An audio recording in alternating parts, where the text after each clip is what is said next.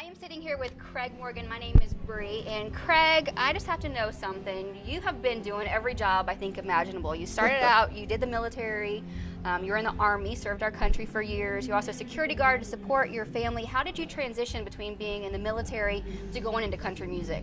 I did all that other crap in between. But how did you actually get started in the field?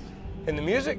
I was in the music long before I actually got into it. I was doing music. My dad was a musician. I was born in Nashville, so music was always a big part of my life. But it wasn't until I joined the Army and was away from home that I thought that music might be something that I want to pursue as a career. To me, music was never a career. It was just always something that you do. I never thought I could really make a living at it.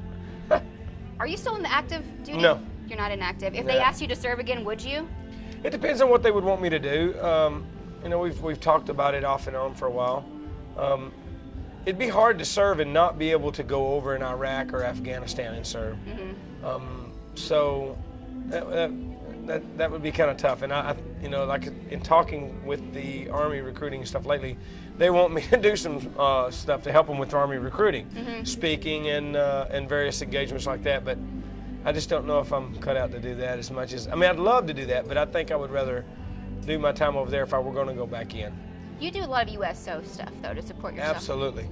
You think that's important for people, just for their morale overseas, to go over there and have somebody like you or any other artist come over there and say, hey, look, we support you. Thank you for doing what you're doing. Absolutely. I think it's probably as important for us. And if you talk to anyone that's gone over to Iraq or Afghanistan in an entertainment slot to go entertain and experience that, they always got more from it. Kelly Pickler, I was talking to her about it, and she made her first trip over, and she said it changed her whole world, her whole perspective.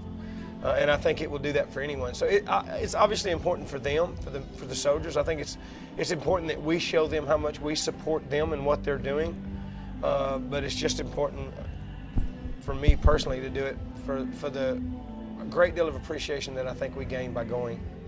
I know you do a lot of fun stuff when you're out on the road. I heard earlier that you were outside sitting in lawn chairs at the back of Cowboys and revving your motocross bike up.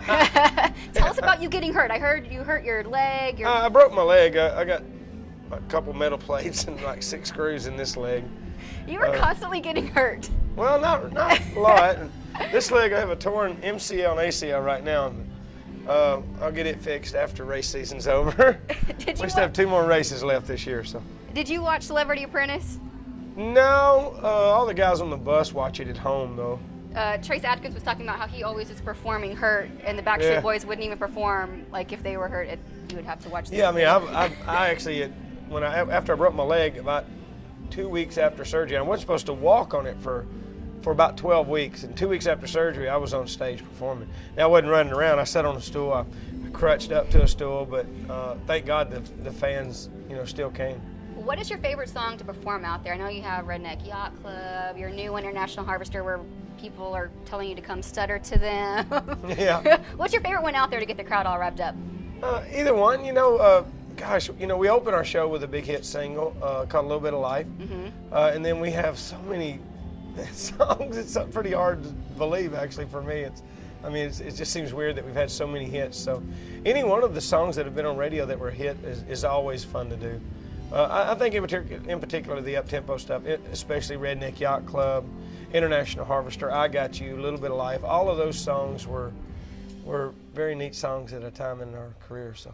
Tell me about Blake Shelton. Y'all have a love-hate relationship with each other? No, there's no love. There's no love at all. Well, didn't y'all used to be friends, though? No, you know what? Blake is my friend. I'm just kidding. And I do love Blake. He's a great guy. He's a good friend.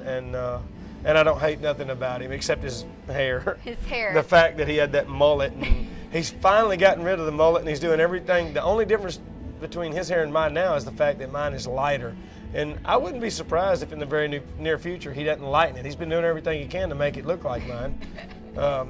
And I think that has something to do with the Miranda's, talking, and she's pretty much into that thing, I think. Yeah, Miranda's saying she's dictating No, I'm just kidding. life. I never just said that. Because Miranda's awesome. She's a sweetheart. I don't know. Now, when I see her and Blake, I don't get that at all. She could do so much better. Well, Craig, get out there, have a good time. Lots of military here supporting you tonight. Awesome. Thank you so much for being here, and we'll see you on stage in just a few minutes. Thank you.